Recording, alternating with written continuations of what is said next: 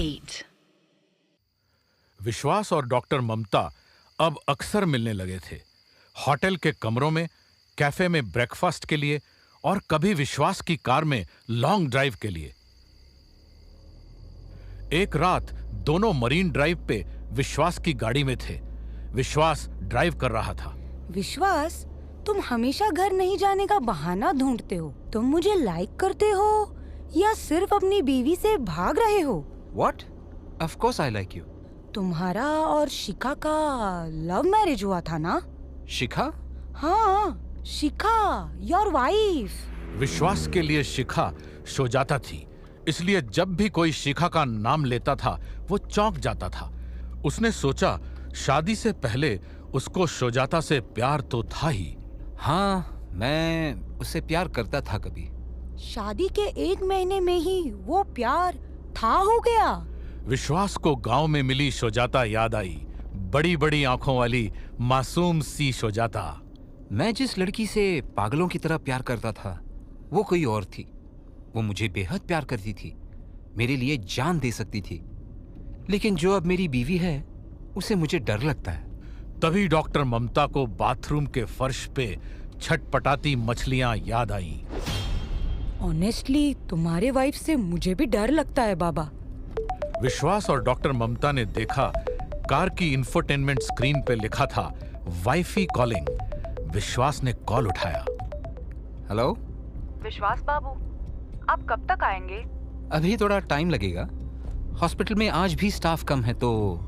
घर पे गीता मासी आई हुई है, मुझे डर लग रहा है। प्लीज आज जल्दी आ। आप हॉस्पिटल में है ना? हाँ, मैं। तो फिर ये आवाज? विश्वास ने झट से फोन काटा। उसने फिर पीछे का ट्रैफिक देखकर कार की स्पीड धीमे की और आगे रोड के साइड में पार्क की। ममता उतरो, I have to rush home. अरे मुझे एक्सप्रेसवे तक तो छोड़ दो। I said get out. Mamata तुरंत गाड़ी से बाहर निकली। उसके उतरते ही विश्वास ने गाड़ी भगा दी। आधे घंटे बाद विश्वास ने घर की चाबी से दरवाजा खोला और अपने फ्लैट में घुसा। ड्राइंग रूम में गीता मासी और सुजाता बैठे थे। उसे देखते ही दोनों सोफे से उठे। सुजाता उसकी तरफ बढ़ी। सुजाता के चेहरे पे साफ दिख रहा था कि वो विश्वास का राज जान गई थी। Show show. विश्वास के मुंह से शब्द नहीं निकल रहे थे। उसे अपनी धड़कन अपने कानों में सुनाई दे रही थी। सुजाता उसे घूर रही थी। अगले ही पल विश्वास की आंखों के सामने अंधेरा छा गया। गीता मासी ने देखा विश्वास गिर के बेहोश हो गया। सुजाता भाग के उसके पास गई और उसे उठाने की कोशिश करने लगी। तभी गीता ने बेडरूम का दरवाजा खुला हुआ देखा। मौके का फायदा उठा के वो दबे पांव रूम के अंदर गई और अपने पर्स से तावीज निकाला और बेड साइड टेबल पर पड़े छोटे से फूलदान के अंदर डाल दिया। तावीज वहां छुपाकर जैसे ही वो पलटी, उसने देखा सामने सुजाता खड़ी थी। गीता की सांस रुक सी गई। वो जानती थी सुजाता इस पल में कुछ भी कर सकती थी। तभी सुजाता ने लपक के उसे पकड़ा। गीता के मुंह से चीख निकलने ही वाली थी कि मासी, मासी, प्लीज मेरी मदद करो, देखो उन्हें क्या हो गया है। सुजाता गीता को खींचकर बाहर ड्राइंग रूम में लेकर आई। गीता ने विश्वास को देखा। बेटा, मैं अंदर अपना फोन ही लेने गई थी। मेरा पर्स तेरे बेडरूम में है, एम्बुलेंस बुलानी होगी। हाँ, जल्दी कीजिए। तभी जमीन पे पड़े विश्वास ने अपनी गर्दन हिलाई। शिखा, जल्दी फ्रिज से ठंडे पानी की बोतल लेके आ। सुजाता भाग के फ्रिज से पानी की बोतल लेके आई। गीता ने उससे बोतल ली और विश्वास के मुंह पे सारा पानी उड़ेल दिया। ठंडा पानी मुंह पे पड़ते ही विश्वास ने आंखें खोली और खांसते हुए उठ बैठा।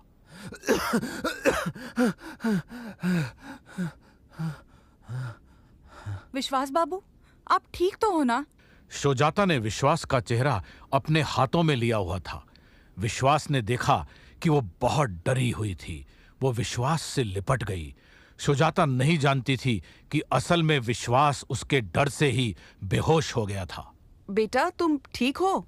हाँ मासी, पूरे दिन काम में बहुत बिजी था, कुछ नहीं खाया इसलिए शायद। I am okay.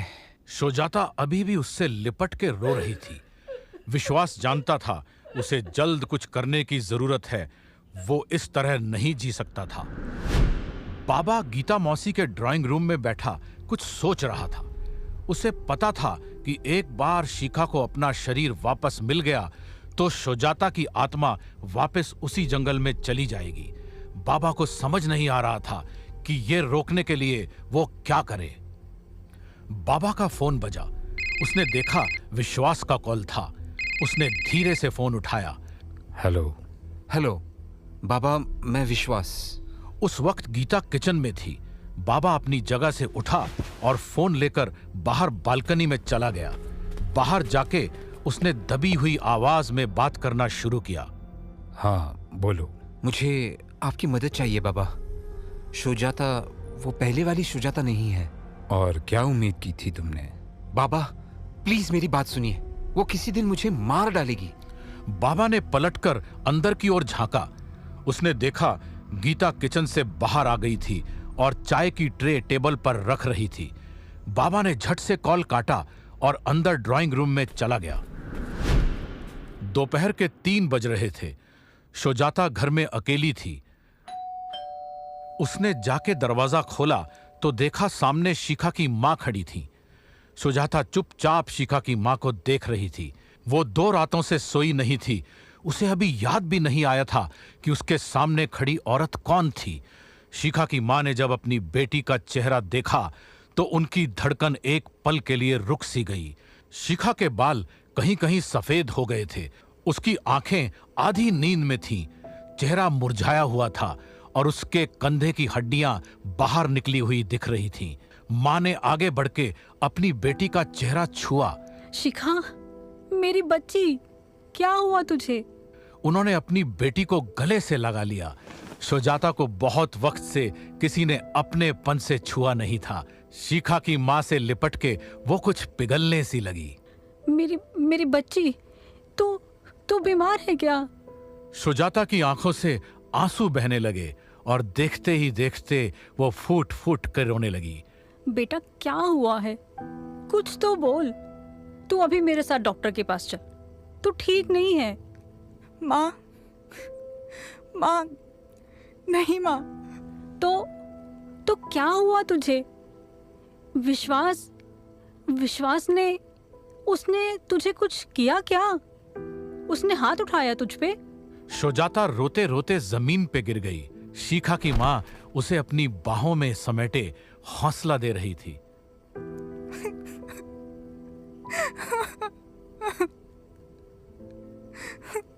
मेरी बच्ची, तू रो मत। तू बिल्कुल मत रो। मेरी फूल सी बच्ची, तुझे क्या से क्या बना दिया है उसने। तू उसे छोड़ के अपनी माँ के पास आ जा मेरी बच्ची। मैं तुझे अब उसके साथ एक पल भी रुकने नहीं दूंगी। मैं विश्वास को नहीं छोड़ सकती माँ। मैं विश्वास को जीते जी नहीं छोड़ सकती।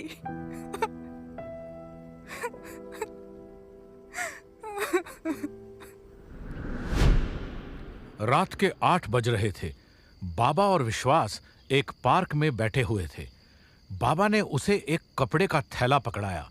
विश्वास ने थैले में हाथ डाला। आह! उसने जब हाथ बाहर निकाला, उसने देखा उसके हाथ से खून निकल रहा था। उसने अपना हाथ झाड़ा और दोबारा थैले में अपना हाथ डाला। इस बार बाहर एक चाकू निकल कर आया। चाकू पतला, लंबा और तेज धार का था। उसका हैंडल किसी जानवर की हड्डी का बना हुआ था। विश्वास ने चाकू वापस थैले में डाला। बाबा ने धीरे से कहा, उसके सोने का इंतजार करना। बाबा वो आजकल सोती नहीं है, पर मैं उसके साथ डिनर करूंगा तो उसके खाने में नींद की गोली मिला सकता हूँ। उसके सोने के बाद उसके सिरहाने मुर्गे का कटा हुआ सर रखना। शकचुन्नी उससे दूर भागती है। मुर्गे के सर के वजह से मरने के बाद शकचुन्नी की आत्मा वहां नहीं रुकेगी, भाग जाएगी। उसे कभी पता नहीं चलेगा तुमने उसे मारा है। यह कह के बाबा चुपचाप उठा और वहां से चला गया। विश्वास अब बेंच पे अकेला बैठा कुछ सोच रहा था। 1 घंटे बाद बाबा गीता के साथ उसकी बिल्डिंग के नीचे पार्किंग लॉट में खड़ा था। गीता गुस्से में थी। आप विश्वास से क्यों मिले? उसे अगर पता चल गया कि हम क्या करने की कोशिश कर रहे हैं तो नहीं चलेगा। उसने मुझे खुद फोन करके बुलाया था। वो सुजाता के साथ नहीं रहना चाहता। मतलब उसे डर है कि सुजाता एक दिन उसे खत्म कर देगी, इसलिए उसने मुझसे सुजाता को मारने का उपाय पूछा। अब अगर मैंने सुजाता की आत्मा को उस शरीर से निकाल के शिखा की आत्मा को उसमें डाल दिया तो सुजाता शकचुन्नी बन के वापस गांव चली जाएगी और मेरे गांव को नष्ट कर देगी। तो फिर शिखा को उसका शरीर वापस कैसे मिलेगा? गीता जी, इस खेल में इंसानों की जान की कीमत नहीं रही। अब सब खत्म होने वाला है। आप क्या बोलने की कोशिश कर रहे हैं? आज रात विश्वास सुजाता को मारने की कोशिश करेगा। What? आपने कहा था कि अगर शिखा का शरीर मर गया तो शिखा को उसका शरीर वापस कभी नहीं मिल सकता। घबराइए मत। विश्वास उसे मारने की कोशिश करेगा पर कामयाब नहीं होगा। मैंने उसे कहा था कि सुजाता को मारने से पहले मुर्गे का कटा हुआ सर उसके सिरहाने रखना।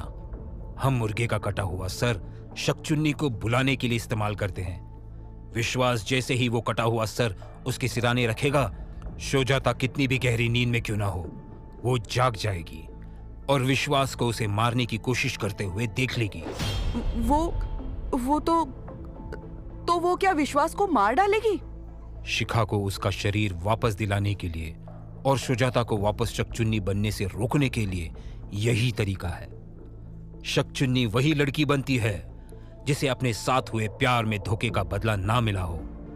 सुजाता विश्वास को उसकी हत्या की कोशिश करते देख मार डालेगी। जब उसे अपने ऊपर हुए अत्याचार का बदला मिल जाएगा तो वो शकचुन्नी नहीं बन पाएगी। पर विश्वास, हम उसे मार डालेंगे? विश्वास अगर सुजाता के हाथों नहीं मारा गया तो शिखा के हाथों मारा जाएगा। उसके बाद हम शिखा के शरीर के साथ वो तंत्र करेंगे जिससे शिखा को उसका शरीर वापस मिल जाएगा। लेकिन गीता जी, विश्वास मर चुका है। विश्वास के फ्लैट के बाहर वही बुजुर्ग खड़ा था जो 2 अलग अलग बार गीता और सुजाता से पहले मिल चुका था। उसकी आंखों में एक तेज चमक थी। ठीक उसी वक्त फ्लैट के बेडरूम में विश्वास सोई हुई सुजाता के सामने खड़ा था। उसके हाथ में चाकू था। सुजाता की अचानक आंखें खुलीं। उसके पेट में बहुत जोर से दर्द उठ रहा था। उसने अपना पेट पकड़ा और कर्राने लगी। जब उसने अपने पेट की तरफ देखा, उसका पेट चमक रहा था और बहुत बड़ा और गोल हो चुका था। चमकते पेट की रोशनी में उसने देखा उसके पैरों के पास विश्वास बैठा था। तभी दर्द की एक और लहर सुजाता के शरीर में दौड़ी। विश्वास उसके पैरों के पास झुका और उसने अपने हाथ आगे बढ़ाए। अगले ही पल उसने सुजाता की टांगों के बीच से एक बच्चा निकाला। बच्चा गुर्रा रहा था। देखो सुजाता, हमारा बच्चा। विश्वास ने बच्चे का चेहरा सुजाता को दिखाया। सुजाता ने उसी लाश को जन्म दिया था जो उसे अपने सपनों में दिखाई देती थी। उस बच्चे की आंखें सफेद थीं और दांत नोकीले। तभी सुजाता की आंख खुली। उसने देखा विश्वास अपने सर के ऊपर चाकू उठाए उसके सामने खड़ा था। सुजाता जान गई थी कि अब यह सपना नहीं था। विश्वास उसे जान से मारने वाला था।